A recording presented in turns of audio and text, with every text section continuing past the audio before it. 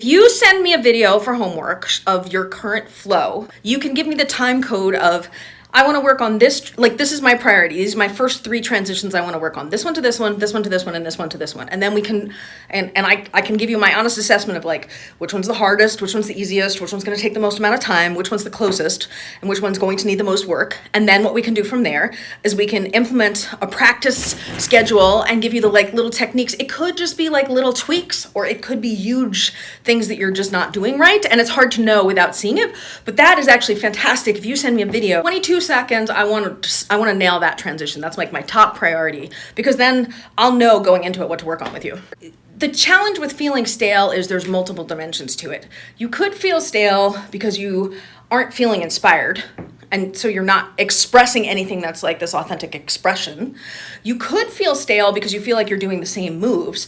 You could feel stale because you've been working on something and you feel like you're making very tiny gains, but it just feels like it's so boring because you're grinding and grinding and grinding, and or some other combination of those things and something else.